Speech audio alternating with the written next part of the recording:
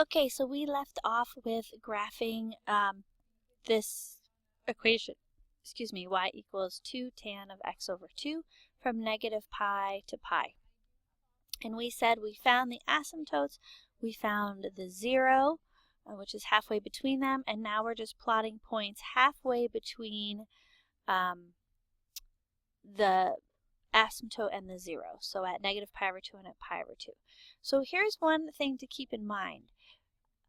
If you look here, right, our graph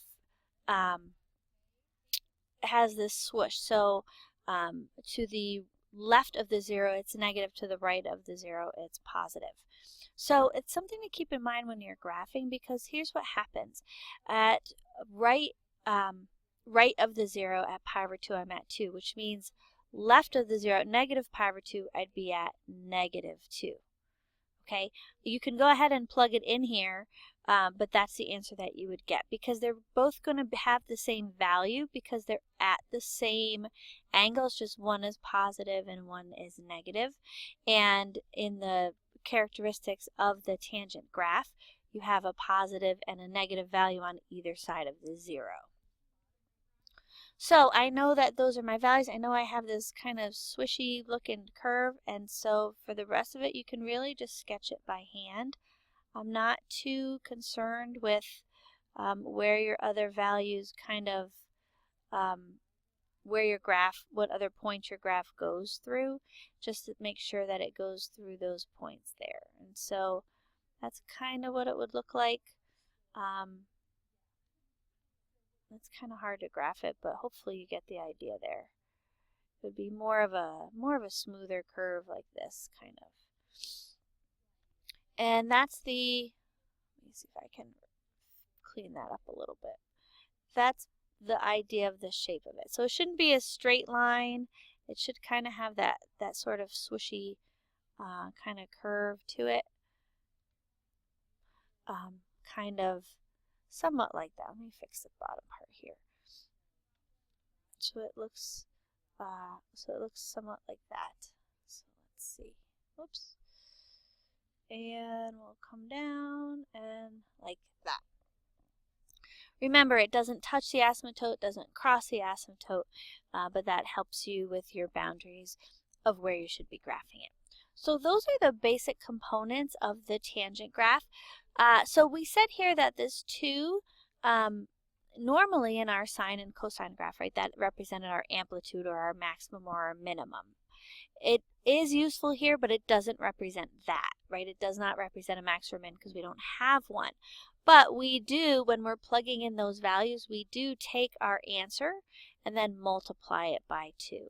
So it does sort of act like a vertical stretch or a vertical shrink, right? Because it's greater than 1, it's a vertical stretch. It's just stretching it out. Whereas if we didn't have the 2, it would be a little bit flatter because it would be down here at 1. Okay, so if that 2 wasn't there, I'll just sketch this in for you.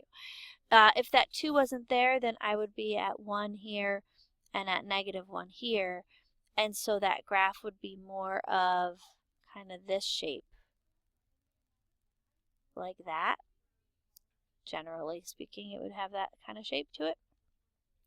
And so you see that adding that 2 in there, multiplying by 2 sort of stretches it out vertically, so that gives it that vertical stretch feel.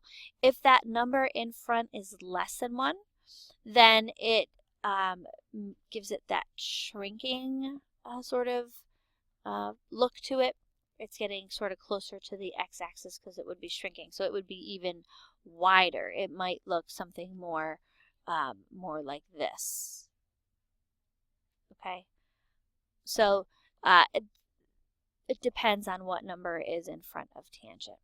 One other quick thing to be aware of, if there's a negative in front, then that's going to flip that graph, right? So it's going to basically reflect it across the y-axis.